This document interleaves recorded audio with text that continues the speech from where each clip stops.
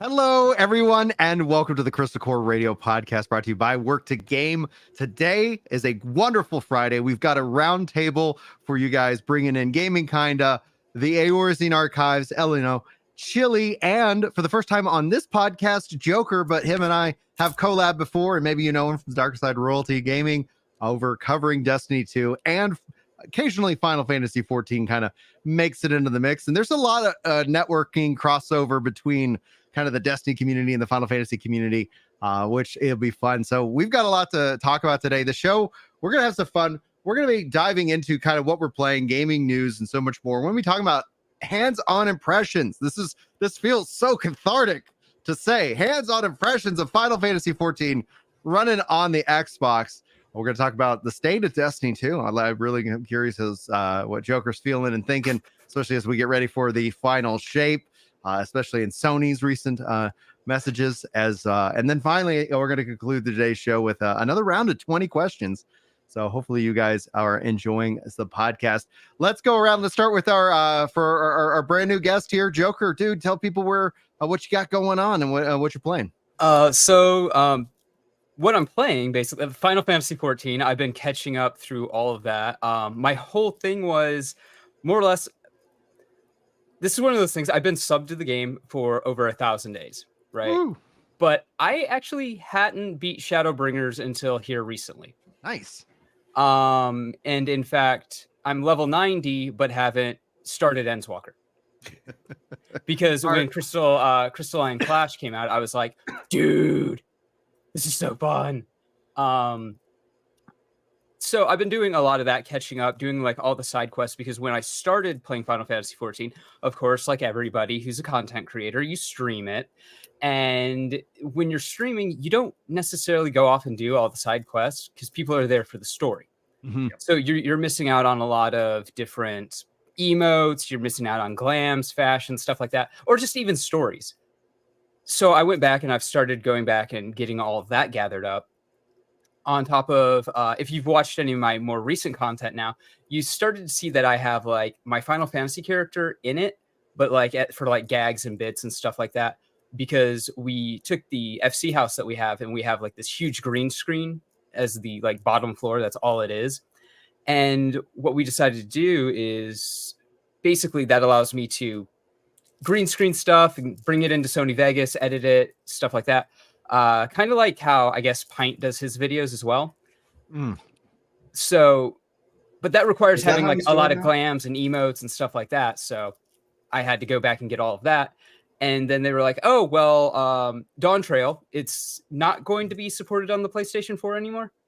No, it will. It will. Okay. Yeah. No, it will be. It's still on PS4. It's getting the graphics update and stuff like that. I was wondering about that because they didn't, and we'll probably get into this in a little bit, they didn't bring out Final Fantasy on the original Xbox, the Xbone, but it's just the Series S and Series X. I think that's mainly probably because it would just mean a lot more consoles to work. They're working on 2 more platforms. That would then be what? Oh, yeah. 3?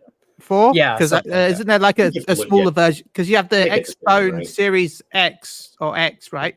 Because you have the X version of the Xbox one. Oh, I'm sorry, Gaming Kinda. Oh yeah, I was just wondering if they were like bringing over, because they have the PlayStation 4 version and it all runs on Windows. It's like Russian components, American components, all made in Taiwan. Yeah, the big problem I think is just checking for having to have a whole team run checks for a separate SKU, even though the like underlying like software, underlying hardware is not that different.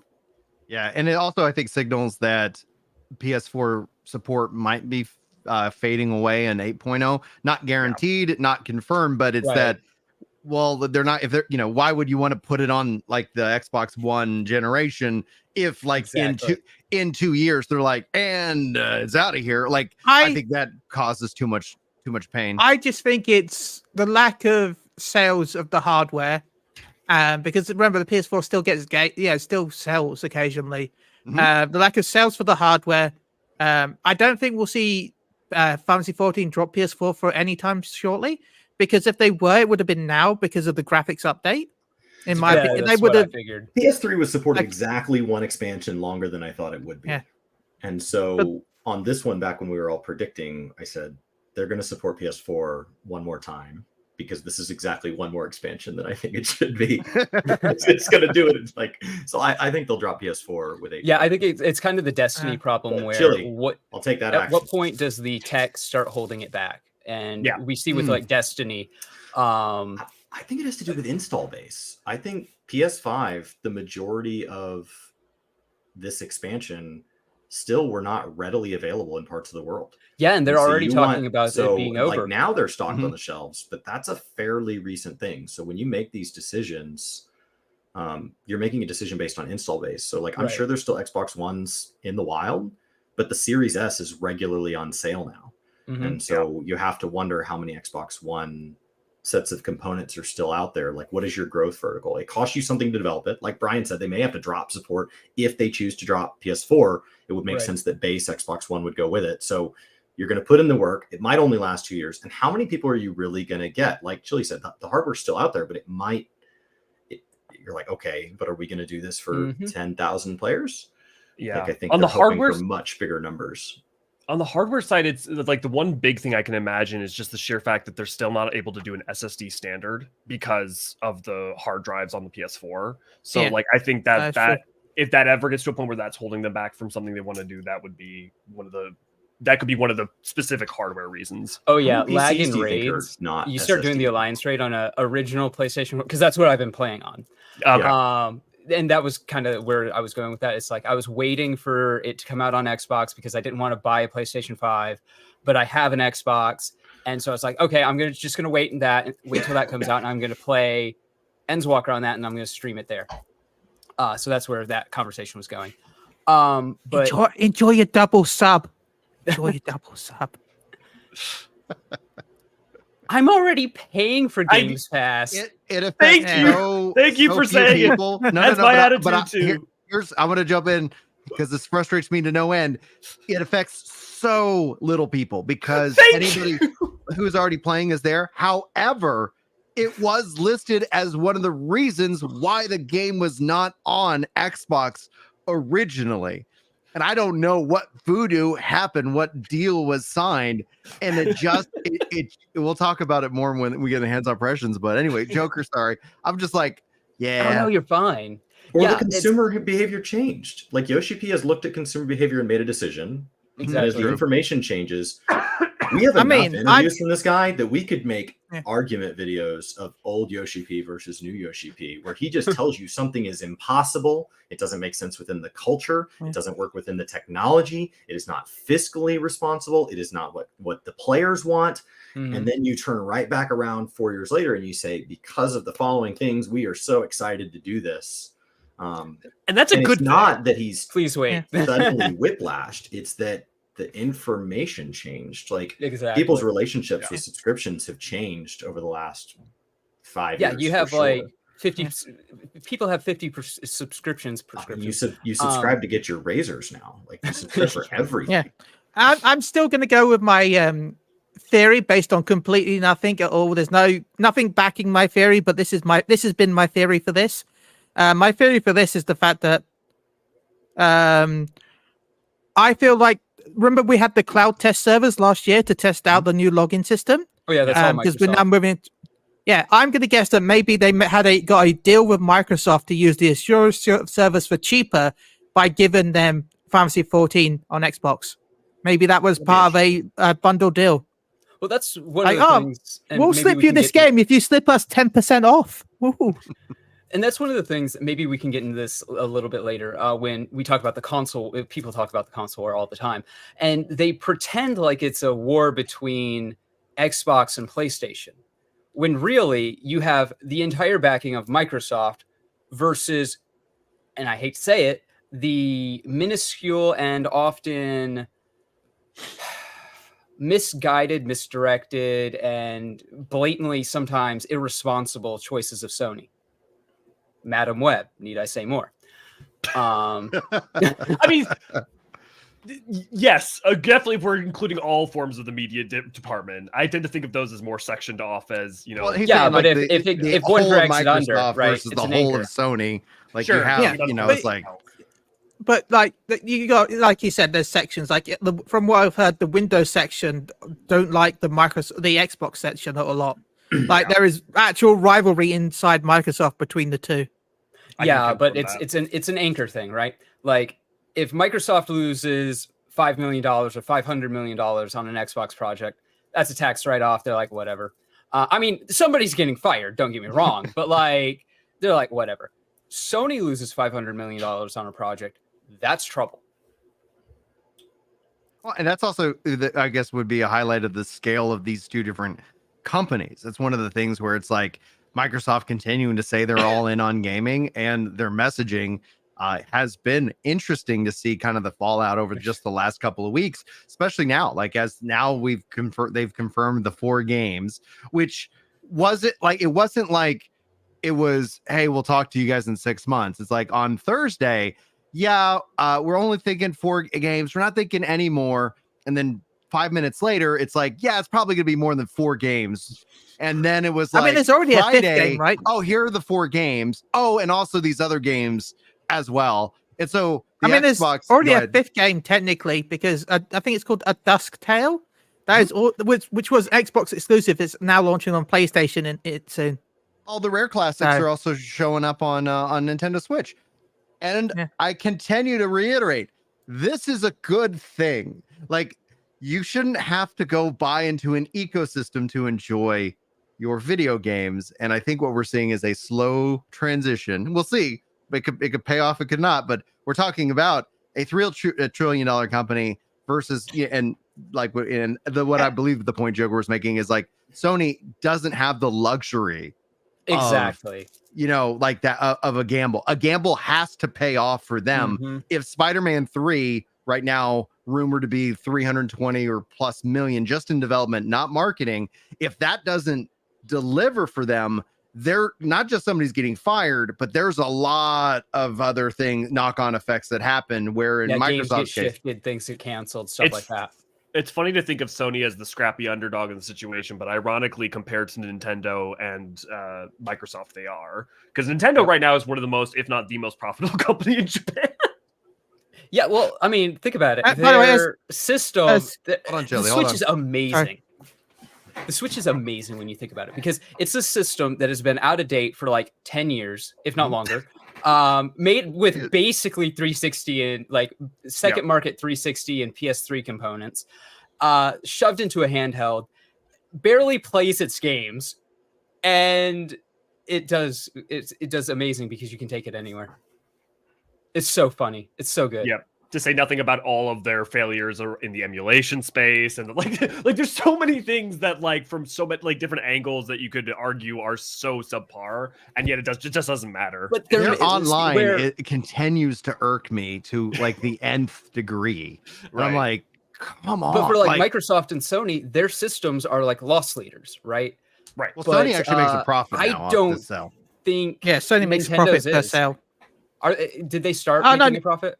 Yeah, Sony made profit since Sony the now first makes a profit, and then Nintendo also does as well. But Microsoft is definitely margin, not. You got to imagine, Yeah, Nintendo's probably like hot. Yeah. Well, Sony, they don't ever need to run sales. Like, I mean, hell, how many are? Yeah, when was the last time you see a Switch on sale?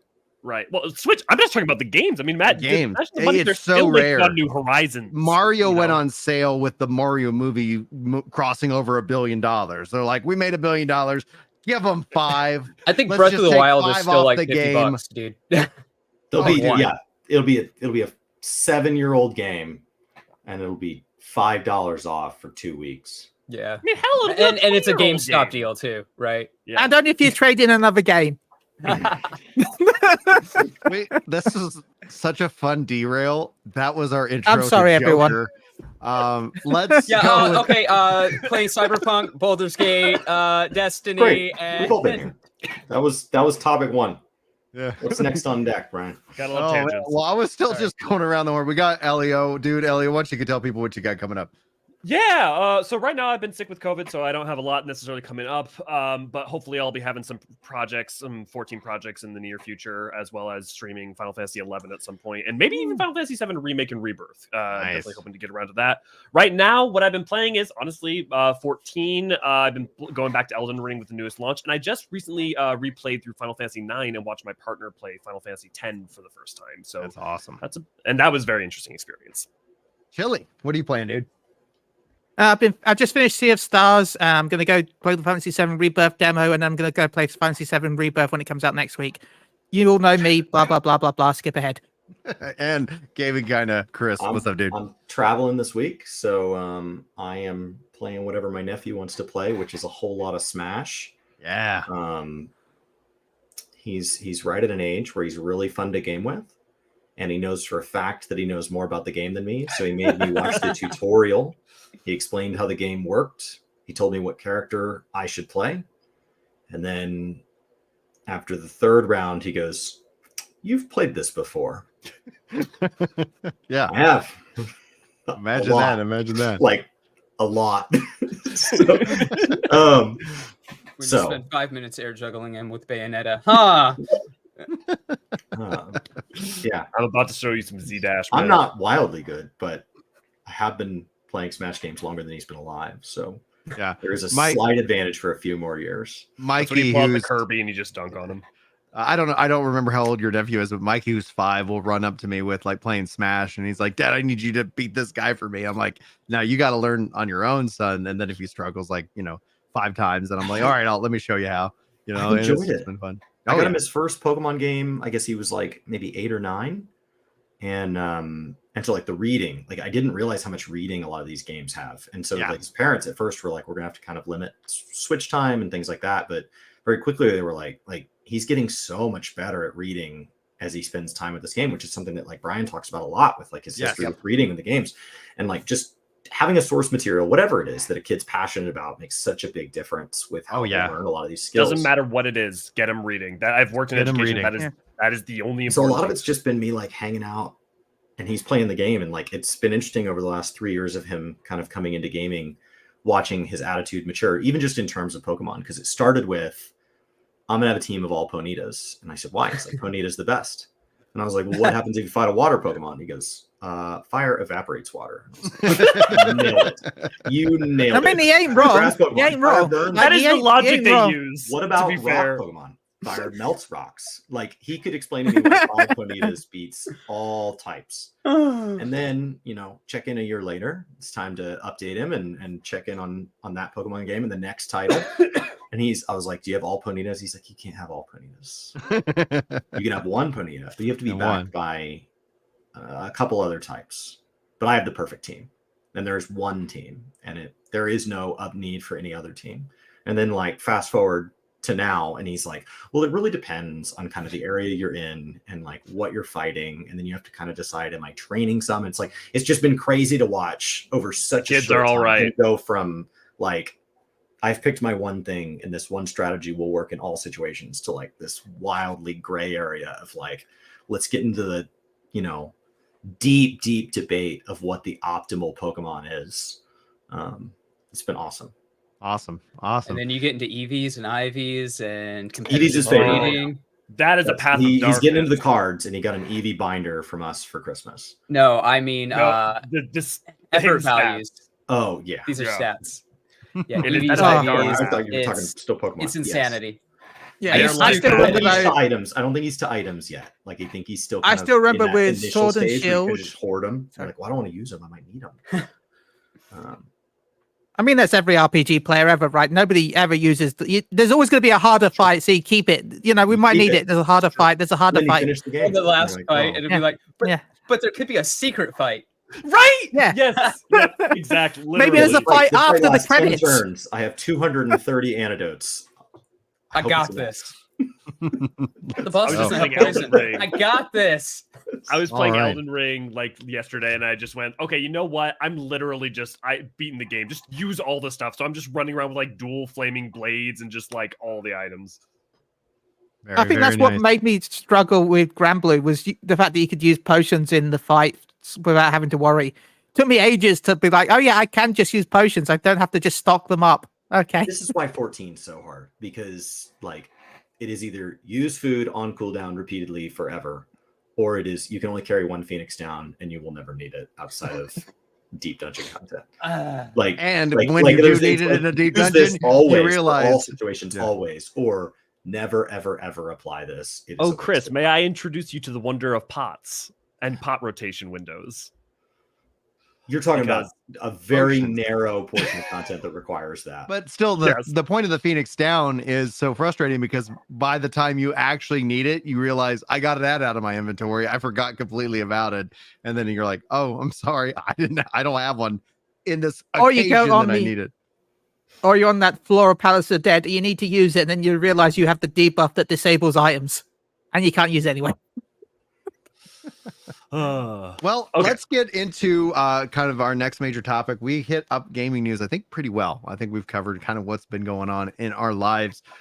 But a big update is that Final Fantasy 14 beta officially is out in the wild. You can go download it on your Xbox. I do want to make just a note because I keep hitting this home. If you have an existing account, don't merge your Microsoft account with a temporary account. Wait until this game comes out of beta. That's what they've asked for. So I created a extra Xbox account and a free trial account. And so I've been playing and testing the beta itself. So I'd like to go around the horn, get everybody's kind of general thoughts, whether you're playing it or not. That it really doesn't matter. Just like this feels very exciting as we build up to the release of Dawn Trail. Let's start with Joker, because I know that you've played on the Xbox.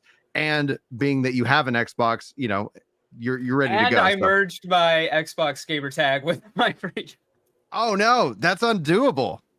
You can, I believe you can actually just delete the Square service account, like totally, and that might be a workaround. Well, you'd have to remove your whole account. Yeah, no, I don't care. Okay. I don't have anything on it. It was a made for this Square service account. So I'm deleting that completely. You scared me. We'll do it. No. Oh. So, but yeah, so I've been running around. One of the things is I main Dragoon. So I booted up Lancer, and I'm just like, oh man, the new player experience. Yikes. Yep. It's pretty bad. I know. Just bombarded Yoshi, my dude, can we have more than like 2 abilities when we start the game, please? Or like an AoE? Like, no, you play. I'm drowning out here, man. 1, 2, 3, 1, 2, 3, 1, 2, 3 for like the first 70 hours, and that's as a story skipper. And then if you're slowing down for story, it's like the first 50,000 hours. It's a huge ask. It's worth it in the end, which is a really easy thing to say for the person at the end, right? But like as the person that's like actively in it, it's easy to forget like how painful that was, especially when there's just so many other good games. Yeah, and this has been a problem since Shadowbringers, and it's been like something that I've talked with people about for the better part of 4 or 5 years, and it's only going to get worse, really, the more that they streamline or like change abilities at the higher end and what gets removed at the earlier point in the game. And I feel like there just has to be effectively what they're doing for Endwalker right now with quality of life fixes. I feel like they have to choose to prioritize fixing the early game. Joker, do you think? With experience. So Elio and Joker, like, do you guys think that they'll convert players with this? Like, is that going to be an issue? I have like 2 minds on this. Oh, go ahead. Yeah. No, please. So when you look at the way that the Final Fantasy 14 works, like in the end game, right? I would argue that the Final Fantasy 14 community, especially coming from Destiny, is more knowledgeable about what their skills do, how mechanics work, how the game works, than like say Destiny. Like you go into a LFG on Destiny and half the people don't know how Oracles and Vault of Glass works. Okay. Yeah. I would argue that if you're not going to really have that same experience in like an Alliance raid, but Alliance raids are really hard to fail. That said, you know, that does come from slowly learning your abilities. So that is kind of a plus that we people who have played the end game, we have level 90 characters. We're used to pressing 80 rotation buttons, whatever. you know, we view it from that lens where it's like, oh my God, this is so slow. This sucks. Ugh. But at the same time, the learning is valuable. They need to find a happy middle ground, I think. You put it perfectly. Like my experience of talking to a lot of people of various skill sets in my community and other communities perfectly matches that. I think there is room to add more quicker, to make, in particular, to make 50 and 60 more interesting, I think would do a lot. Because I think the thing is, you can, if 1 to 50 is still a little slow, that's fine. But by the time you get to the end of A Realm Reborn, combat should be interesting. And right now, combat does not really get interesting, arguably, until 70 for most jobs. And even then, it's not super interesting, but it's at least, you know, you've got something going on. Yeah, it's that 70 to 80, especially Dragoon, because they took half our stuff away. Right. Wasn't there like a Oh, don't month worry. before You're that? going to lose even more stuff in Dawn Trail by the sounds of things. No, it's going to be fine. Yoshi P is going to just give us the PvP rotations for our Yeah, sure. Dragoon. Is that Yeah, confirmed? it'll Is play. that It'll play like confirmed, or is PvP. that just It'll be so hopeful? That's Because just I've been hope. arguing for like just that feature of the combos on these buttons, so that way they don't have to take away so many things. That's just I mean, me. they did it with That's Gunbreaker. Gunbreaker. Yeah, I but was then just the early like, game that is gonna would be just push 1, 1, 1, 1, 1, 1, because it's that your whole combo's been simplified. That's Yeah, but that's what you're already doing. Does it take more brain power to push? Because you're playing on a controller, right? Does it Yeah. really take more brain power to go Y, B, X, A, Y, B, X? No. It doesn't take more brain power, but it feels more fulfilling for me. I find like it's okay for certain jobs. I don't mind it, but like when I played Monk, I felt like I was doing actual combos by having to press other buttons versus just circle, circle, circle, circle. Oh, Yeah, but, like, triangle, Devil May I circle. mean, there's two triangle. possibilities here, though, right? Because what you could do with Dragoon easily is, like, let's say you do that, like what they did with Continuation with Gunbreaker. You then end up in a situation where you then just make the rest of the job more interesting around that. Yeah, you can rather add than more having it combos. be. And then the thing is Dragoon and Ast are both getting a rework. And as much as people complain about Summoner being too simple at endgame right now, which is neither here nor there, one thing I would point out is that early Summoner actually feels pretty, like Summoner feels much better compared to some other jobs, quicker. Or at least is a slightly more fun and interesting. So I would say that there's also a good chance that if we look at Ast and Dragoon, they may actually be a little bit better off in the early game compared to some other jobs. Even Sage and Reaper, I would say, like the new jobs that come out that have been a chance to sort of been designed from the top down tend to be a little bit better in that regard. So I think there's hope that's not just complete copium. Also, someone said that there's a Paladin 7.0 rework. I think the 6.3 half rework was the only thing that they said. I think they're changing Paladin as well a little bit, but I don't think it's a complete rework like they are. Well, it could be Dragon and because Astra. they'd said that, hey, we bigger plans. Here's what we're going to do in the short term, and so I am anticipating that when the media tour happens, Paladin, Dragoon, asked, are they gonna see, probably like we've seen before. You get your new jobs, and then basically you still get new jobs. These jobs can kind of getting 4 jobs, really. Yeah, with I always reworks. think of it like that. Is always missing Summoner, and my assumption is that Summoner gets reworks every expansion. Yeah. And Astrologian. Astrologian gets a rework every expansion pretty much. I as think well. they're really happy with Summoner this time around, and I think Summoner's in a great place to get just things added to it rather than just reworked. It would just be That's weird what to Dragoon not feels see like for every me right Summoner. now. It's like, don't touch it, please. It's okay. How about but- this? They reworked Dragoon by giving it the dragon from Final Fantasy 11. I said Oh, that. yes. Give it. I said Make that. it happen. Yes. Everybody wanted to be the 11 Dragoon. Let's get it. Yes. Let's go. But I love that Because it's it would not. make sense story-wise because we're like Dragoons are now like friends with dragons. Yes, but okay, that's not. Yoshi P doesn't like pet classes. We are getting Beastmaster eventually, but I'm like, no, Not- like, I not think it's gonna over do It's a it. Yeah, limited this job where it's allowed to break. The thing is- Dragoons. No, it wouldn't be a traditional pet job though, because the pet would just be attacking with your combos, so you wouldn't be commanding the pet. So it wouldn't be a traditional pet job. It would just be following you. You're You could basically level saying up make the it rework. dragon.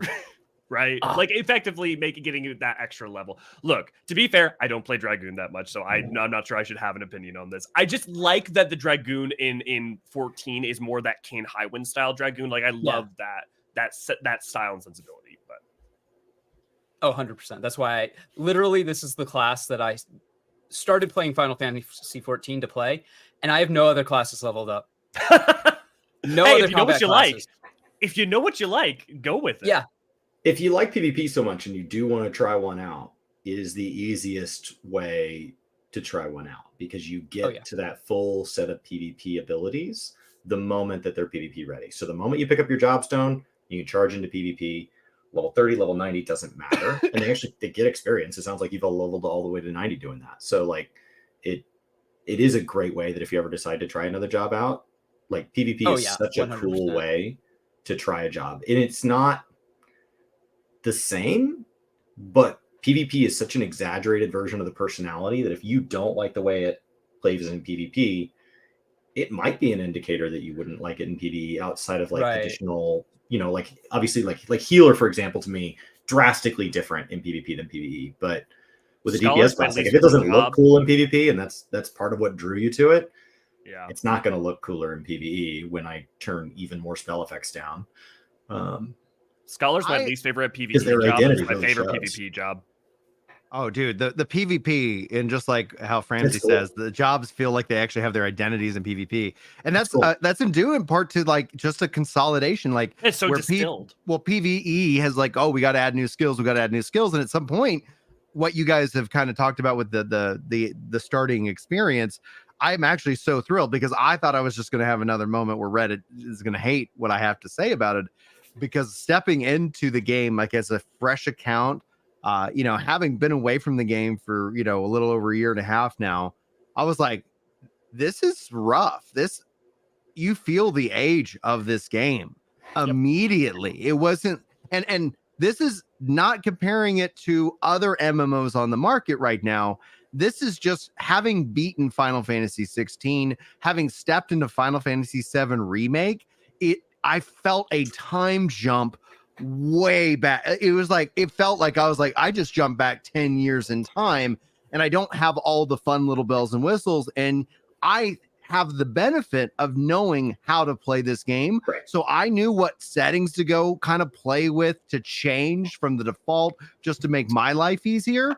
But I was like, holy crap, there's nothing that people are constantly like, how do I do this? And it's like, oh, you know, that's where guide makers, I don't think, will ever be irrelevant for Final Fantasy 14 because of how the current new player experience is. And so I was actually like, also one of the thoughts that I had when playing this, and also then comparing this to Final Fantasy 16, like I feel some weird design decisions that were made in 16 because it's the same engine. So you see various different kind of pacings and more. And then again, I shift right back into Final Fantasy 7 Remake, which, you know, I just started playing for the first time. Rebirth is just right around the corner, and people are like, I know Chili and you guys have played the demo, and everybody, like every little tweet that I see that I quickly just scroll past so I don't end up like, you know, ruining that experience, is like very hyper positive about that. And that gives me a lot of hope for Square Enix and Final Fantasy, but it does make me look at Final Fantasy 14 and Final Fantasy 16 in a different light. These aren't bad games. However, I am curious about like they're doing the graphic update. Great. But that doesn't solve the new player experience. You know, they're doing these things. Cool. But you know, are you guys working on a Final Fantasy 14 2 or 17? Is there something coming up that is going to essentially allow this game to can live on and be kind of its time? Or are we going to ship a Theseus the whole thing, and eventually the issues that people are having today won't be issues tomorrow? What do you guys think? I think it's probably ship of Theseus, because I mean that's what they've done so far. I mean that's been the history MMO of this solution, game. And that's kind of the Square Enix, not necessarily creative business unit 3, because there is kind of a distinction that needs to be made there. Very much so. Square Enix makes bad choices. That's just how it is. Look at like what they did with Deus Ex. Look at what they did with the Marvel franchise. Look at what they've done with, you know, Tomb Raider in the past or stuff like that. They make bad decisions and they bet poorly. And then you have Yoshi P and Final Fantasy come in and they're like, okay, I guess we're going to make up all your money and losses for the last fiscal year. Yeah. With our subscriptions. And so that really breaks the economy, though, of making a game, because you have all the profits coming in that should, you know, realistically go back into helping make that game. And if all things were great, Yoshi would be getting all the money that he needed to go back and like do pet projects like ship a Theseus the beginning of the game, make it as good as the end of the game. But when you only have a budget that goes, okay, you can either make the beginning of the game good, or you can make your next expansion, what are you going to do? Well, and that's why we've seen a lot of the quality of life. Well, we have big quality of life that comes in with each expansion. They also use the patch content for that, right? That's what we've seen. Endwalkers, a lot of effort have gone towards that. I would also say that the amount of effort put in towards Endwalkers show that they're clearly thinking about long-term and new user experience in such a way that the fact that they even mentioned reworking coils as a thing at NA FanFest makes me think that I do think this is a problem that's going to be on their mind going into 7.x and 8.0. I wonder how much of it will be addressed or solved in the near future within 7.0, just because there hasn't been anything directly stated on it. And usually they talk about that stuff pretty upfront and in advance. And Walker's going to age weird because of what you just said. Like it's going to age as this gap. Because the total amount of content introduced in Endwalker was an enormous content list. And as somebody who played through WoW Cataclysm, during WoW Cataclysm, I had a lot of fun. But in hindsight, like you look back and there was more complaining than there was in the expansion before that. And it began this chapter of complaining that people look back as this pivotal moment. With hindsight, say that was a bad expansion. And Endwalker, when it first released, everybody was thrilled. But as that patch content that you noted did a great job of, Yoshi P a year ago, like this month, told us about a 10-year plan beginning with Dawn Trail. Yep. So I don't know on the math. Are we 9 years left to go? Is that 5 expansions? Whatever the math was. But and honestly, it was such a front-loaded presentation of that in years that like it seemed like most of that plan would have lived itself out. I'm gonna blow your mind. It was actually 2 years ago, Chris, not last year. Oh my gosh. We could only have 8 years left. Yeah, I was I thought that was February. It's February, right? It was February. You're right, but it was not last February. Not last February. Yeah. Time for pandemic time. But still messing with people. During this expansion, we have seen all sorts of burnout and people stepping away with some bitterness. And in many ways, it mimics a lot of what Cataclysm did, in that the reason Cataclysm got the frustration it did for WoW is that it's when they did a lot of rebuilding to help the game age, that they had to deviate part of their limited resources and say, we're going to try to keep the game current.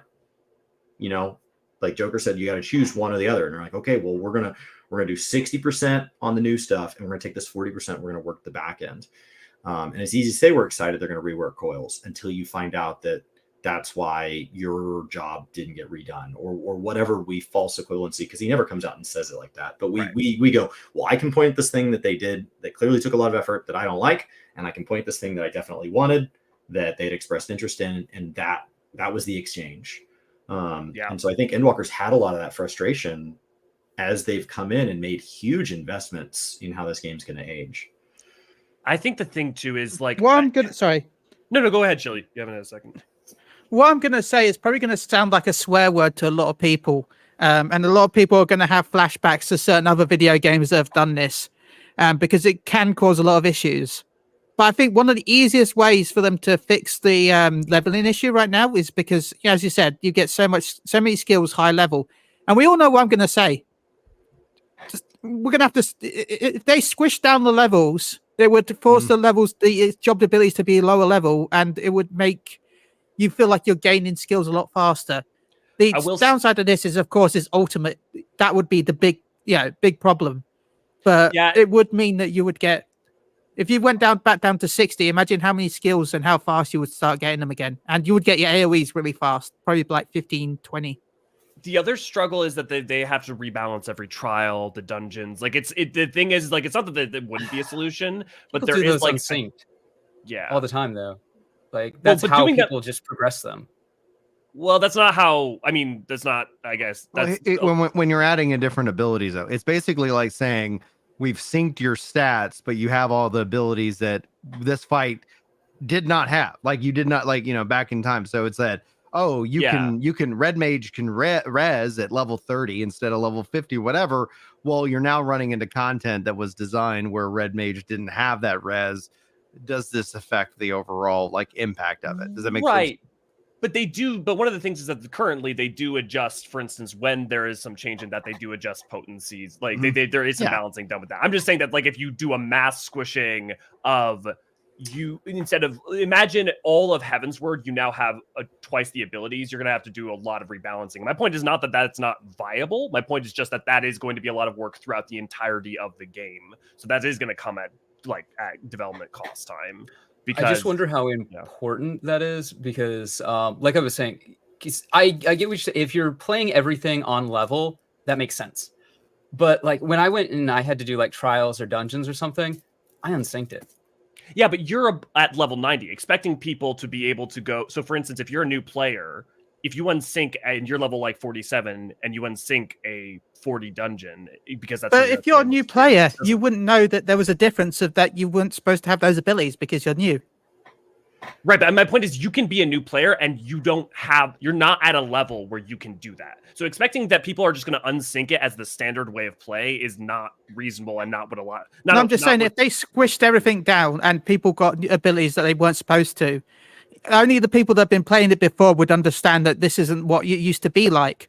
For those that are playing it new, it would be a completely new experience for them, so they wouldn't know that they're not supposed to have this AoE at this level. My point is not that people aren't supposed to have it. My point is if you make dungeons, okay, everyone has 90 level abilities and are clearing it out and wiping it out. Like, no, you are basically saying that the entire game is just a like snooze fest, learn nothing, kill everything one shot until you get to the end game, which is, I think. I'm not saying you get 90 level. I'm just saying that you wouldn't get them. You'd get those at 60, which would be a higher level than like it's something. It'd be hard to balance, but it'd be interesting to see. And we're saying 60, but for all we know, the level squish, if it happened, could be 70. Like, we don't know. I do think a level squish could work. I'm just of the mind that like there's a lot of times like solutions that are presented that I worry about because they are going to, while solve one problem, create another one that I think it may actually be worse for the long-term health of the And as I said, the biggest issue would be, in my opinion, out of all, it would be Ultimate. Because Ultimate sinks you down, and like it's designed around those abilities at those levels. Ultimate is the reason why I think the level squish wouldn't work properly. But apart from that, I disagree, because I think anyone who's doing an ultimate will be willing to learn. Would be willing to figure out, like, okay, this is the weirdness that I have to deal with. But it just wouldn't work as well as it wouldn't be designed perfectly for what it is. Like, I'm not saying it wouldn't work. I'm just saying that is the biggest elephant in the room, in my opinion. Yeah, I see. I guess the thing is, ultimate affects like what 2-3% of players, maybe 5%. And then they're also the people at that level of expertise. You could literally give them double the abilities that they use in nothing other than ultimate, and that would be a thing that people are like, okay, well, that's like the challenge of ultimate, right? Or that's the weirdness of ultimate, and I think people would be willing to pull it up with that. So I don't even think that's really an issue that would be that big of an issue. WoW does a different type of syncing, and I will tell you the abilities come on too fast. It feels good as a long-time player, but when I move to a class that I have not spent a lot of time with, because I'm not an Omni in WoW, and so I still have the ability to kind of pick up a class and treat it like it's new. Anytime I've gone back and added a class, I'm not playing it well. Like, I'm not learning. So I don't know that there's an easy solution. Yeah, like I said, all of they could just simplies are going to overlook some element of the game. You're either going to leave new players. If Brian's kids decide to play this game, they're not going to have a background in RPGs. You're going to leave them behind. If you don't leave them behind, when we bring over people from Destiny or from World of Warcraft that have a gaming experience, you're going to hold them back. And so like, you're always trying to solve a complex set of things that's being enjoyed by a wide variety of players who have a different skill level, a different set of expectations, and a different set of priorities. Because like when I played the game, I just wanted to progress. When I came through the first time, I skipped all the story because I came from WoW and I wanted to catch up with my friends. And what you do in WoW when you catch up with your friends is you skip all the quest text, you knock out the quests, you get caught up in level, you go grab whatever the easiest set of gear that gets you decent is, and then you join them. How fast can you do this? How many hours can I play per night so I can catch them in 2 weeks or less? And so that's how I came into Final Fantasy. In A Realm Reborn, I came in and joined a bunch of 1.0 players And I blasted through it. And it wasn't a good experience, but it was a feasible experience. So I guess my question would be, what can you do with skills so that it's feasible for the largest number of people? It will not be perfect for any one of them, but how do we just get enough people through ARR without them quitting, that they can look back on it fondly? Because there are people already enjoying ARR, so you don't want to change it so much. I liked ARR. Like, and from like, I know a lot of people are like, yeah, like I thought it was great. But I can understand people's frustrations and complaints about it. And for me, from a skills, to answer your question, Chris, is like, I do think that it's like a two kind of pieced solution where you get your skills, and instead of them going away, they just have new upgrades that basically replace them. Use over the right exact traits. Because hey, we're gonna boop, which was Endwalker's whole strategy.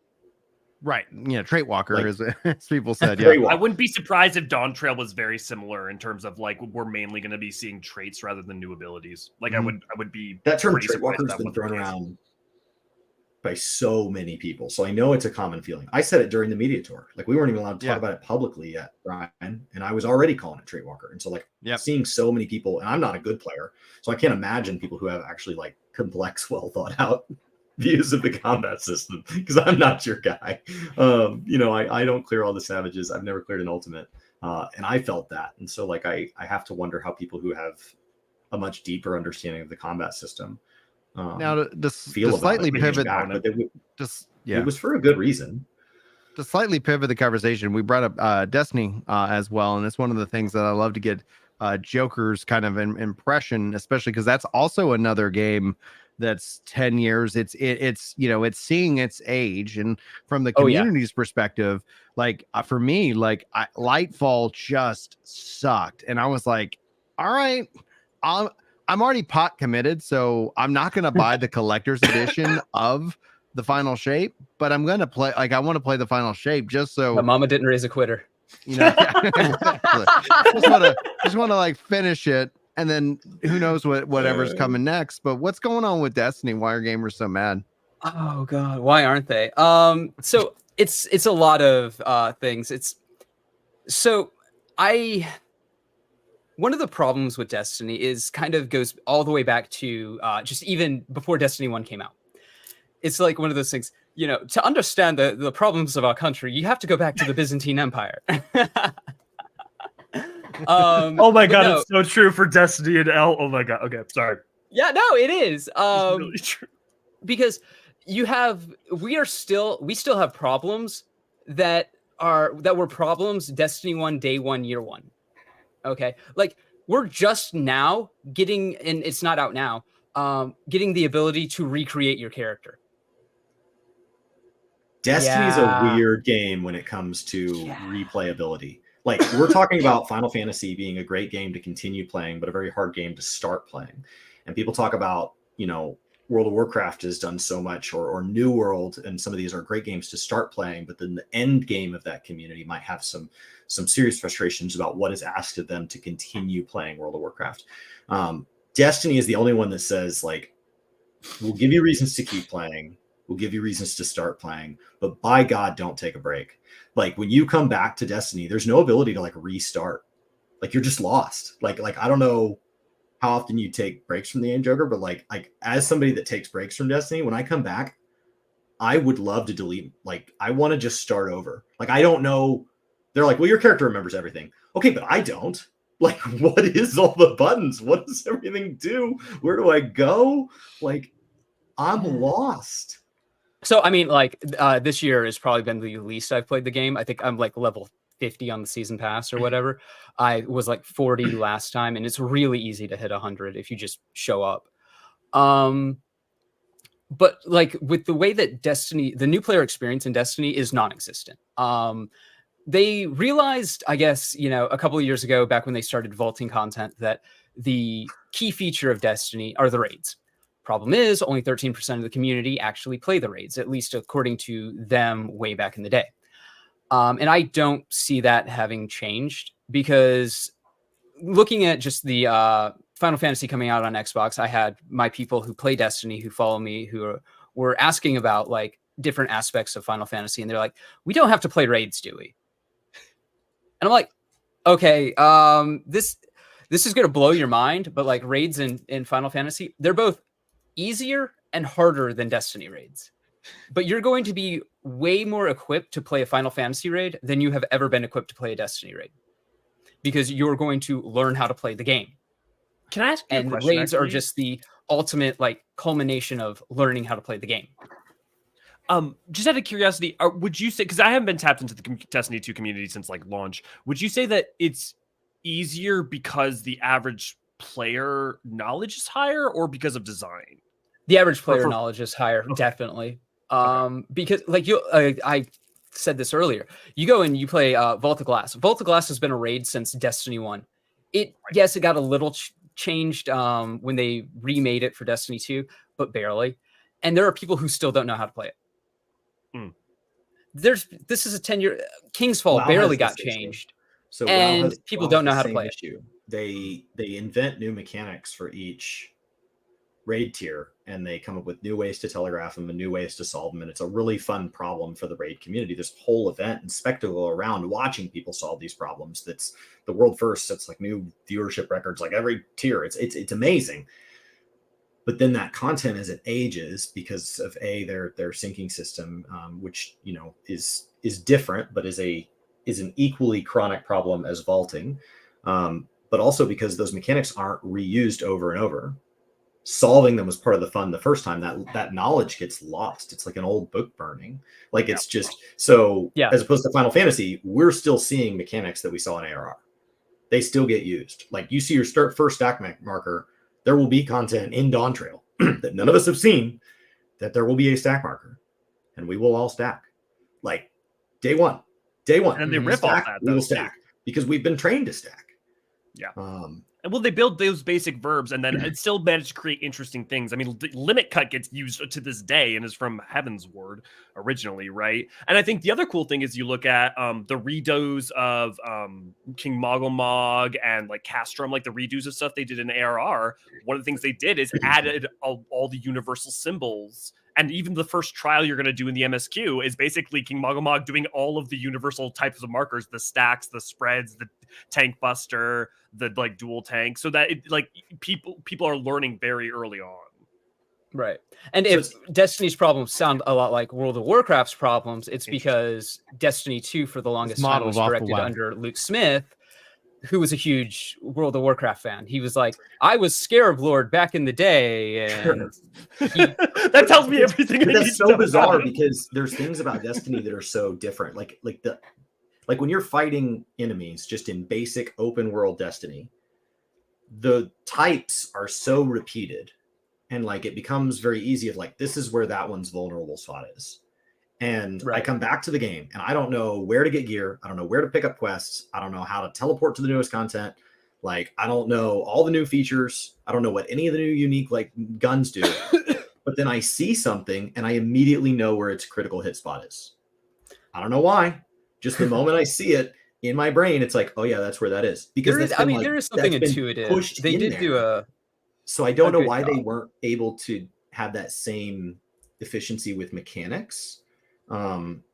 Because like 14, I could take all the time off in the world and I would come back and I would immediately recognize a stack marker. Like it's telegraphed and it's taught. And when those things meet, like I can't help but know it. As opposed to World of Warcraft, you take me back into like, if there was like a synced equivalent of Serpent Shrine Cavern today, I was a raid lead in Serpent Shrine Cavern. I'm still going to not know all the mechanics. Because I'm just not. Like there's no way to have memorized all those to the degree because they weren't, it's not like I was doing that same fight mechanic for a decade. I was learning that one for those fights, and then now there's different fights.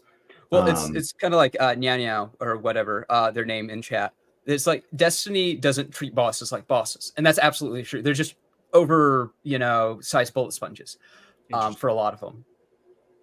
And the problem with Destiny is you're looking at all his gear, all Brian's gear on screen. None of it matters. That's the lie. That's the illusion. None of it matters. The only time that gear may matter is in the like top 1% content. And we're talking, the hardest nightfalls and maybe hard raids. I'm actually thinking that hard nightfalls require loot synergy more than even the hard mode raids. because you have the champions, and the champions tend to have their like different mechanics based on what mod you have. And that's really where the synergy comes in. You could have the worst legendary auto rifle, pistol, bow, whatever in the game. Just as long as you have that mod that allows you to kill that champion, you're Gucci. And that's, I think, the problem with Destiny is when you get the new player experience, they have this thing called, I don't know what it's called actually, but you go in and you start up a new character, and you now have to buy all your abilities. You get like one set through level up, but then you have to buy the rest. And subclass 3.0 was really terrible for the game because it homogenized so much of the classes. Like, you want to be a healing warlock, just go play a Titan. You're better off. You know, so it's one of those things where the classes are homogenized. The experience going into the game is so forward built to getting you to the end game, it's not even funny. And then once you get to the end game, you realize there's no point in doing any of it because none of the loot matters. So it's what's that one meme? I can't remember the guy, but he's screaming, "We're in Bobby Kodak's maze," you know. Yep. And that's you know, we're in Jason Jones' maze here. It's a hamster wheel of loot, but it doesn't matter. None of it matters. And that's kind of what's going on with the community right now is like, okay, well, when loot doesn't matter, then we're here for the glam. We're here for the glam, fam. And when you're there for the glam and all the glams in the cash shop, well, what's the point? When we're getting weapons that were sunset like 4 years ago as rewards for playing brand new content, they just like, maybe they put a take-in filter on it, or maybe they adjusted the perk pool.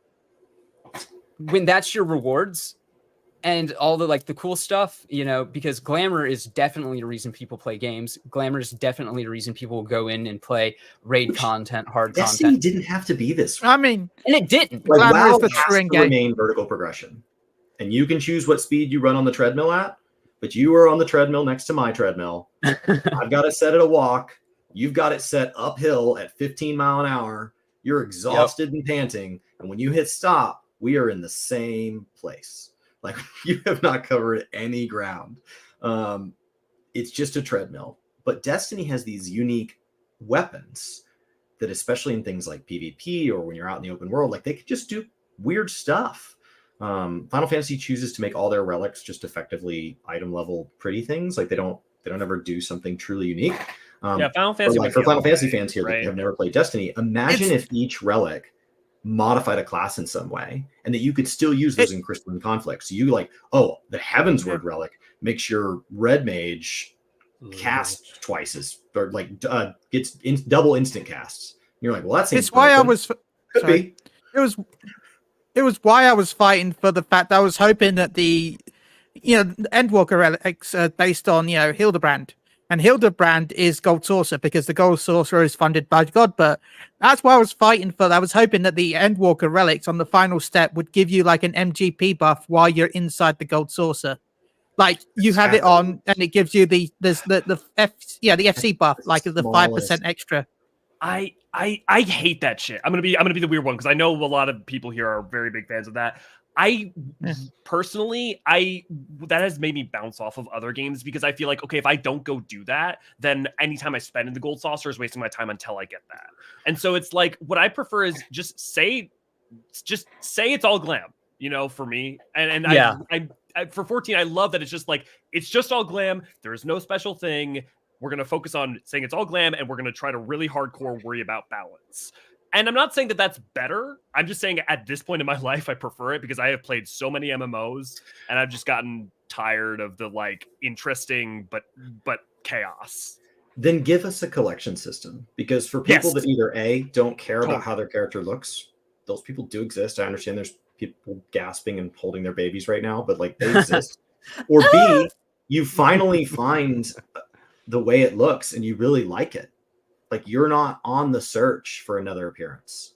Like I got this unlocked and I'm really happy with it. And I plan on looking like this for multiple patch cycles, multiple expansions. You know, it becomes 90 levels of Dragoon base armor right here. Like I love it. It's and a way to live. it's not going to get better than this for me. then you're saying, okay, well, the item level in this in whatever MMO we're talking about hypothetically here has been where it no longer effectively matters. Maybe it's a measure of playtime, but that's about it. There's no change to your playstyle because we've worked really hard on making that a separately balanced component to the game. Cosmetics don't matter to you, so like there's nothing left. And so at least with collection and achievement, there's just one more avenue. And there were people that don't want to collect. Great, then don't do that. But like we've got to start breaking it into more reasons to play if we're going to say, okay, somebody's primary and secondary don't matter anymore. Well, then we've got to start giving more options so that somebody sticks around when they're on their tertiary reason to play and beyond. Right. I love And collecting, for- so totally. Go ahead. Sorry, go ahead, Joker. For like Destiny, Destiny has this. I think this is why Destiny out survives other games as a service games, because for as bad as it can be, and boy has it gone downhill, you have this really unique loop of I get item in PvE, I can take item from PvE and be stronger in PvP. Right. So like I get, I do the quest for Thorn. I get Thorn's Catalyst, and now I'm just destroying people in lobbies, until they nerf it.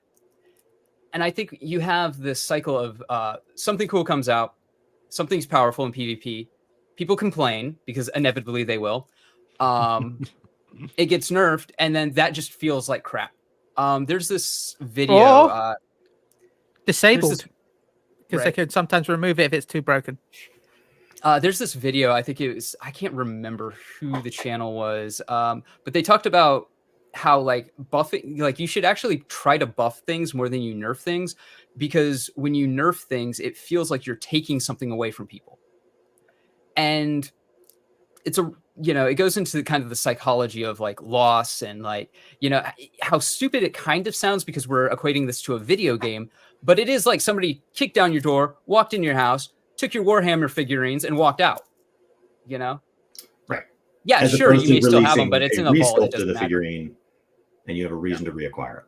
Even if that's not factually true, that's experientially true, whether a designer likes it or not, right? That is the feeling that it and they can make you still have to kind of re-earn it without like if a game is vertical progression based, which most MMOs are, then having to do some step to bring it into the current expansion, like if we had to re-earn the ability to use past relics in the current expansion as your weapon, but there was a way to do that, it wouldn't feel like it didn't die. Like you just have to get, and like Destiny's really set up for this, to have an upgrade that like could bring it forward. They could. They did. They that already had that in year one. They did, and they did that in Fantasy 11. Fantasy 11, the relics. You've got if I'm right, you get the new relic for that expansion, which has priority, and then between patches, the old relic will then get a level up to catch up with the new relic. So that way you can have the new relic will be better than the old relic, but there was a way to have the old relic keep up eventually with the new relic as a catch-up relic. And it gives people something to do. And like they may say, okay, If I I have remember 200 rightly, weapons I in might my be wrong.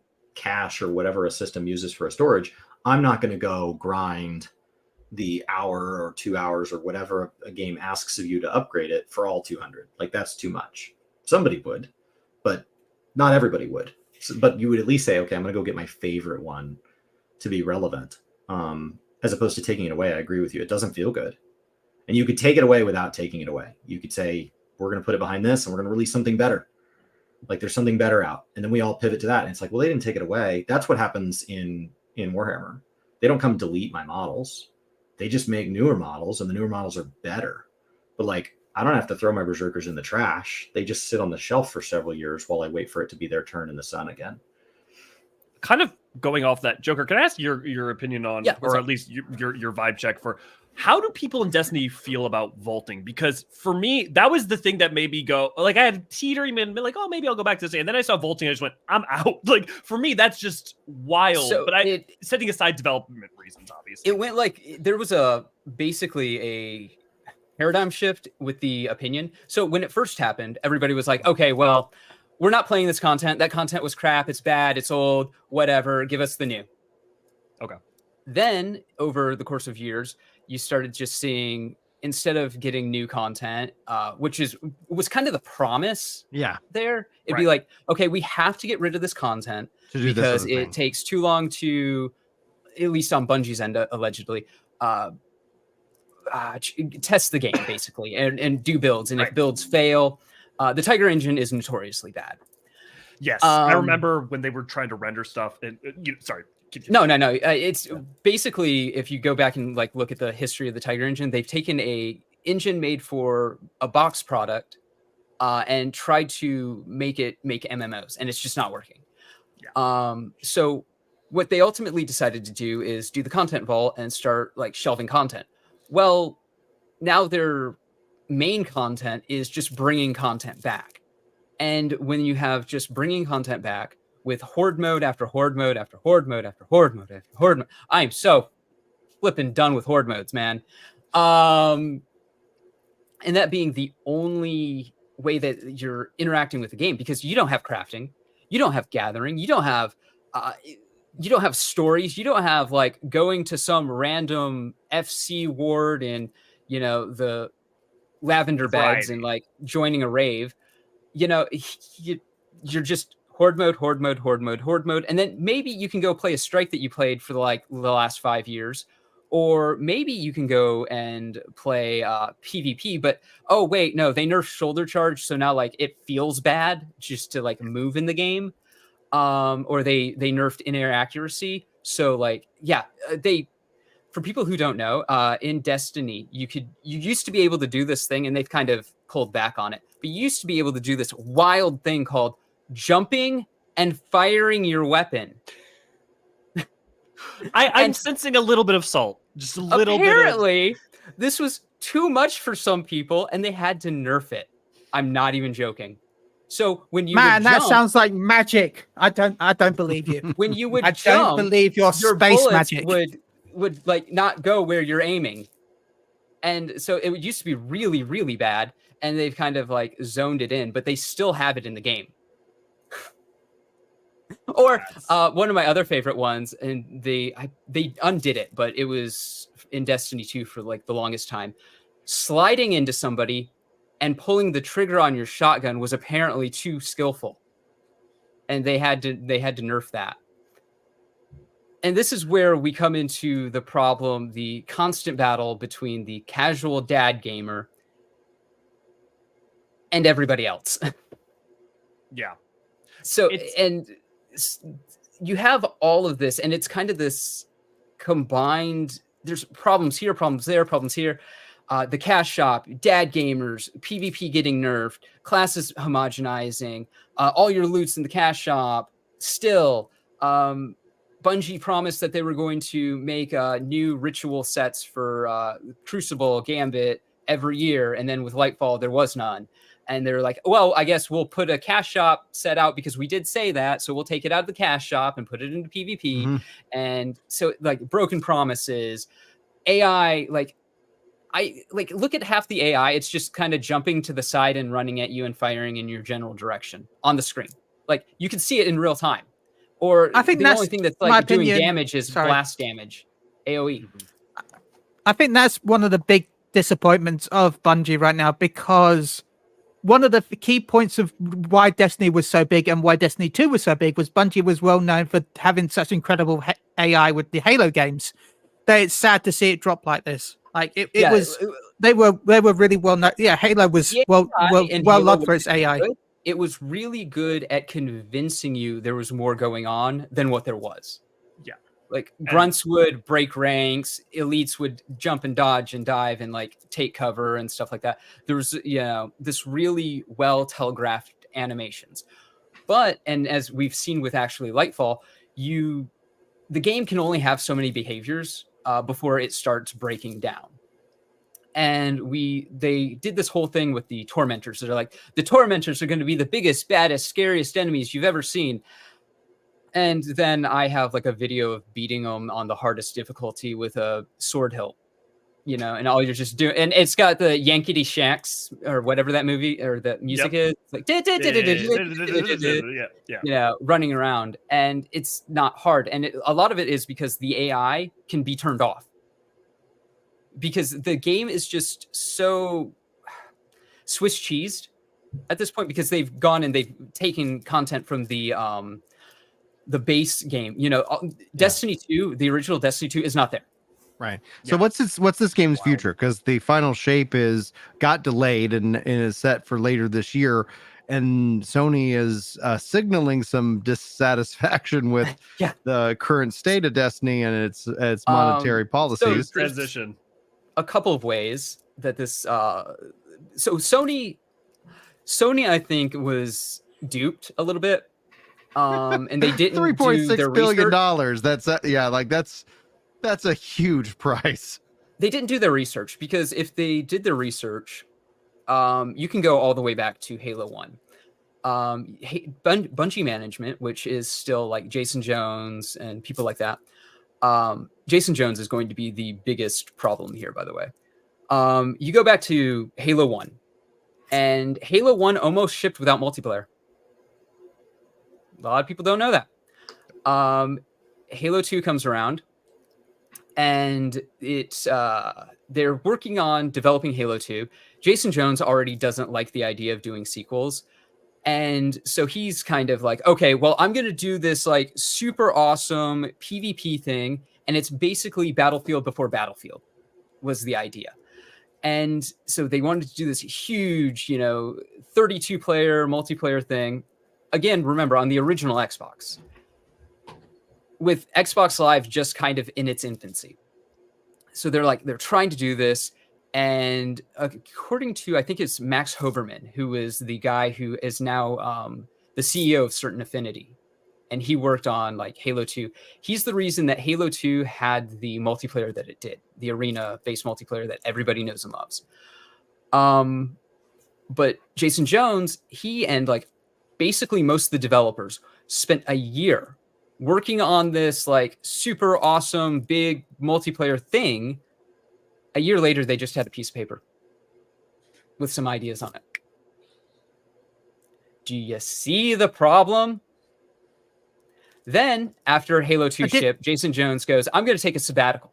I don't know if I want to keep doing gaming, because Microsoft, they expect us to live up to our contractual obligations and make another Halo?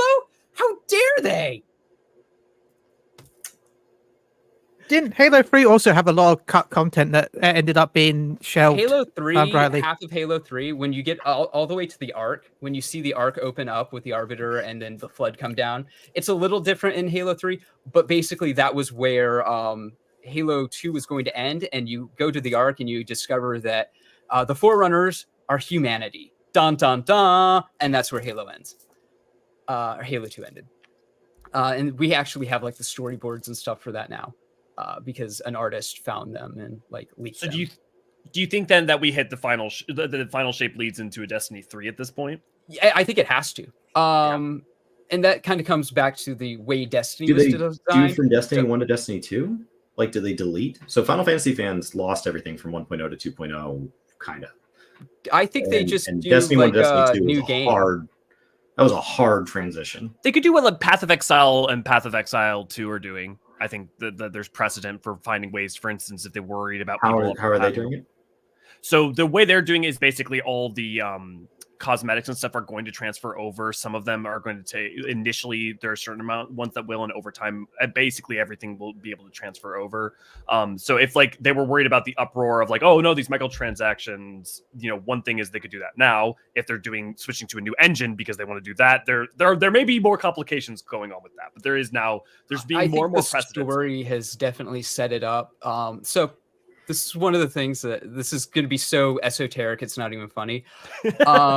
But Destiny turns out Destiny is not necessarily narratively an original idea. And I don't mean that in like everything under the sun is not original. No, it's blatantly ripping off a series called Elric of Melnibone. And like Crow is literally the albino, strange-eyed, moody prince of the dreaming city. So the way that those books ended, and I'm not even joking, it's really point to plot point. The way that those books ended was with the entire universe being reset. And there's precedence for this in Bungie games. That's how Marathon Infinity ended, was the universe was reset.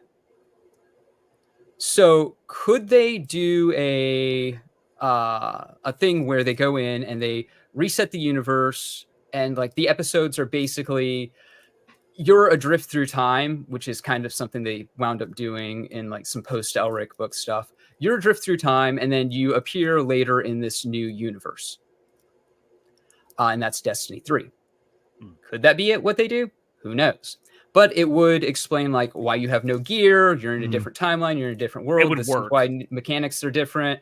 That's what I was hoping WoW was going to do after Shadowlands. I was hoping that we were this Maw Walker, this person that could walk between the lands of the dead, and then they would, at the end, they would sixth sense it and go, "Nope, the reason you're able to do it is you really were dead, and then we're going to just start over, just start over." Like the fact that I got to come back from that. So if that's what Destiny does, do we have to start over? Like, do we have to? I think you do, because a lot of the problems intrinsic to the game are, you know, like with the way that mechanics work and stuff like that. You don't want to be tied to that, because Destiny, you know, I said this a little bit earlier, is like the engine was made to make box products, not MMOs. Part of that is because Destiny 2 was actually not designed to last more than 2 years. When Destiny 2 was originally created, they were under the contract with the Activision, and the contract with Activision was like, you're going to make a Destiny 1, you're going to make a Destiny 2, you're going to make a Destiny 3, and you're going to make a Destiny 4.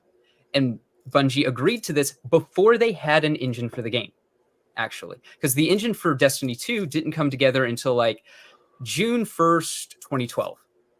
And then when you actually think about it, because they talk about their tools being hard to work with all the time, but the build for Destiny, the original Destiny 1, the State and Cut, came together and was playable from start to finish in December, I think it was December 15th, 2013. That's actually fast. So if you think about it, that's a year, that's under a year and a half. Because that's the problem with the Realm Reborn. The whole thing was built in 18 months. Yeah, while supporting an existing game. It's the exact same problem. It's incredibly impressive and wildly faulty. Like both can be true at the same time. Like so what ARR is for was how it's better, built and it was bigger than what we got. So the State and Cut, if you think about all the content that was in Destiny 1, then add The Dark Below, House of Wolves, and aspects of Taken King, that was actually the original cut of Destiny. Then in the 11th hour that got rebooted, and they like go, okay, well, here's this DLC because we don't have time to make a DLC. And here's this other DLC because we don't have time to make this DLC. Oh yeah, and that mega raid where it was going to be like Crota's End going into Taken King. Yeah, we can't do that. So we got to split that up. And it makes so much more sense from a narrative standpoint. We got to like figure out something to do with Destiny 1 because we're not going to be able to do anything for a raid because we got to split this raid up and like make it make sense. So Vault of Glass. And so all of that problem came together in like 3 years, you know, because they had to delay it a year. And that is kind of impressive. It wasn't good, didn't turn out good, but it really does seem like the problem is with addressing a live game that they keep building on, right? Not necessarily making a game from scratch. So could they make a Destiny 3 in the 2 years that they've been, you know, kind of building up to the final shape? Absolutely. Is it possible? Yes. Did they do it? Who knows? And that kind of comes into with the management shift that we're seeing. It's very easy for a lot of people to look at like the way that Bungie fired 100 people, the way that Sony's coming in and putting pressure on them to restructure, because the way that their board of directors is now is it's 50% Bungie, 50% Sony. If Bungie keeps failing to meet certain criteria for profit, then it'll be 100% Sony. Sony will just come in and push Bungie out, which I mean they could do anyways because they technically own it, but they're, you know, giving them, I guess, some leeway. Something, yeah. That's always how purchases work. Well, it's because Sony wanted them for their knowledge. Make us money and Sony wanted them for their knowledge, and apparently they helped on Hell Divers too. Yeah. Oh, and what a great game! And it's a really great game. So it's not that Bungie doesn't know this. So my thing is like, okay, if Bungie can help with Hell Divers and make that a good game, why does Destiny suck? because of intrinsic problems that they've been tools in the design things and decisions that were made a decade ago that they have to try to need adjust. a new game. I agree. Yeah. I think that's that's why I'm generally a curious live to see. service game. Well, How a game do that's they built to put be an it? MMO, right? Because they didn't decide that Destiny would, because Destiny has always just been Halo with extra steps up until They Shadowkeep. marketed it as an MMO. They didn't even market it as an MMO. They didn't market it as an MMO like until Halo with friends and extra steps. But they were afraid to say. They internally. eventually I remember gave them it that specifically label. saying MMO. They did after a time. Yeah, Shadowkeep. And that was a big moment. They're like, "This is an action We are MMO." finally saying that Destiny MMO is an MMO. Yeah. So I remember that moment when it happened too, because I was like, it's significant. But I think essentially though, that happened in the lifespan That's of a Destiny double-edged 2. sword. Well, double-edged sword or not, it's that I think, and I honestly, I hope that we get to see more Destiny in the future. Somebody who has had some really good moments with this game and this franchise. But then the question is that the game director, like he came out and he's like, "Hey, we're gonna do this," and then he's gone. And then it's like, all right. I have a theory about that. Well, yeah, go ahead. When Joe Blackburn, so he actually left Bungie. He used to be on the raid team. He left Bungie, and then when Luke Smith stepped away to go head the multimedia part of Bungie that we don't know anything about, we just know it exists. Joe Blackburn came back and resumed working on Destiny. Turns out, though, he was actually working on Destiny basically when Beyond Light finished up. So all the stuff from Beyond Light all the way to Witch Queen that like Luke Smith was going around and or until the Sony thing, I think it was in February of like way back when. Luke Smith comes out and he, has all this press tour stuff and he's saying he's going to do all this stuff. Turns out he wasn't even game director at the time. And now we're kind of learning from the Bungie thing where they're like, okay, we have Tyson Green and he's a 30 plus year veteran of Bungie, which you're like, okay, if you've had this man on tap for 30 years and he's going to be game director now, why wasn't he game director before? And there's a lot of course, well, maybe he just didn't want to. That's a lot of responsibility. But, you see your ship sinking and you have the power to do something about it. Why aren't you? So what was this guy doing? Well, then it turns out that he was working on the episodes. Well, how long does the episodes take to make? You start doing the math on that and it's like, well, Destiny content development is actually overlaid. So they'll work on, say, Lightfall. When they finish Lightfall, they've already finished season 1 and 2. Mm-hmm. They're working on 3 and 4. But once they also finish Lightfall, they've had pre-production on the next DLC already going. Because why? You don't need your concept artist. You don't need even like some level designers and stuff like that. Yeah. Once you've reached, polishing and bug testing. And polishing and bug testing is probably like, 4 or 5 months, if that. Okay. So you have all this stuff where you have these teams come off a project. Well, they're not going to be paid to sit on their ass. They're going to be put on different projects. Mm-hmm. So you think about this and you're like, okay, 2 years. If he's been working on these episodes from the beginning, he's been game director, technically speaking, of Destiny 2 that we just didn't know about it for 2 years. Probably a year and 8 months to 2 years. But so was Joe leaving because there's turmoil in the company and he's just done? Because clearly he's not fired because he's still working on the game. We know when Bungie fires someone, it's like guards come to your desk, they escort you off property. You don't know until like 5 minutes because that's what happened with the 100 people. Sadly, that's more common than you think. That's true. Also. Yeah, I can tell you very, personally very from working corporate. at Activision.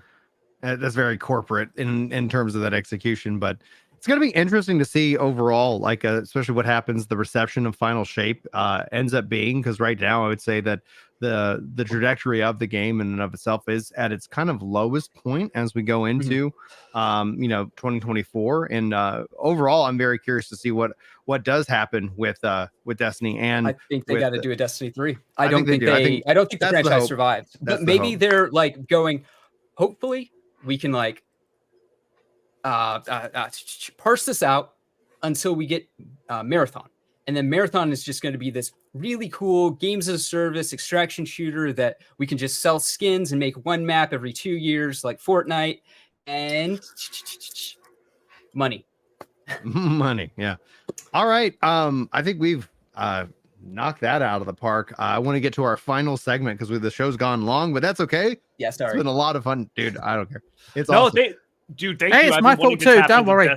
Destiny 2 for forever. So thank you for filling and me in man, on that. it's like, and if they go with the Destiny 3, I think that will be very exciting. Like considering I said, you have every to time start with the Byzantine Empire. you step into I it, and you're like, yeah. I still Go ahead. have my what do you call it ghost, my Peter Dinklage ghost for the original I collector's edition. saw Eorzea. He's got the stuffed animal ghost in the back. up Yes. there. Yeah. Well, back there. Yep. Absolutely. All right, guys, we're going to be playing a game of 20 questions, video game edition. I have a video game locked in my head. You have 20 questions to see if you can figure out which game I'm thinking of.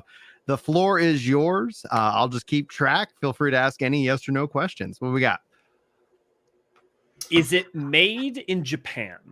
Yes. Okay. Is it multi-platform? So when it was released, it was not. It is and would be considered a multi-platform game at this moment. Is it a JRPG? Yes. Is it a part of a long-running franchise? Yes. I swear to God, it's just Final Fantasy Tactics. Do you guys want to get it down to a publisher? What do you think? Yeah, well, I think we could definitely. Well, here's one thing though. Is it a Square Enix or Squaresoft game? Ask one of those. Oh, is It's it a one or the other. Squaresoft You can't game? ask. Is it a Squaresoft game? It is a Squaresoft game. Okay. I was gonna say, like, because there's a time thing here that's happened. Does it have relation to clowns that become gods? That's more games than you think. What? I don't even know how to answer that. I'm not going to deduct a question. Kefka. I know that you Kefka from meant Final Kefka, but it's like the word I'm struggling with is what do you mean by relationship? In that regard. So Yeah, I would say Does it- It's gotta be more if simple. I would say yes. However, I think that will derail you guys. yeah. Does it You have to be contain more clowns? simple than that. Does it contain clowns? I do not believe so. Okay. I mean, is it pre-2000? Yes. It's I'm Squaresoft. really That's- leaning to Final. Oh, I- was I- its number in the U.S. different than its number in Japan? Yes. Oh no! It is not. It's the same number across that. I think it's Okay. 7. And I mean, and- I- and number. think- I and thinking really- about it. I got You guys- are you confused. guys- I got confused. This is not a Square. This was not published under Squaresoft.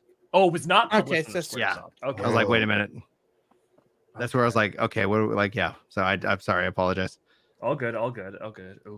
Now I have questions. I Okay. mean, we wasn't I'm not. This is not to you, but wasn't Final Fantasy VII technically published by Sony? I don't know. it's I will pull. Go I'm back gonna through pull it up. I've got the list of everything. Squaresoft Wasn't games right Squaresoft now. originally like a Nintendo thing. So, Ownership is weird. like, It wasn't ever owned by sw- Nintendo, but they were basically exclusive to Nintendo until Final Fantasy VII. Yeah. So what you're saying is it's not the Squaresoft part of that Square Enix; it's the Enix Soft. Yes, I am saying that. Okay. So it's an Enix game. Okay. And now I'm just okay. Well, now I'm like, is it Parasite Eve? Was Parasite Eve Enix? Who was that? When did Square Enix and Squaresoft split, guys? Did it? Not. Did Akira Toriyama do the art for it? Yes, you beat me to it. Yep. Well, let me look Oh, it I was up. gonna have to Google that. Let's see here. How do you I was spell just that? about to ask Dragon Quest. It's the Dragon Ball Z art. AKIRA. Oh, then yes. We're at 11 Okay, so questions. it's this Dragon Quest game. That's what I thought, but I was like, I just need to confirm that just so that I'm not. Well, I'm going to be limited because there was no Dragon Quest before 8 here. So, Okay, well, okay, no, I was going to say, could we ask that as a way to check it? But that's okay. When do you guys think it was? So like, it would have been after Squaresoft. So Wait, well, here's a good question. Was that 2000? well, it can't be because I said it's a pre-2000, so it has to be before Yeah, it's 2000. pre-2000, and it's not a Pre-2000. Squaresoft game. But Was it would be on considered the a Square Super Enix game today. Nintendo? Not the one I'm thinking of. Yeah, in that regards. Okay. That was it on Like, the PlayStation? No. Okay. What?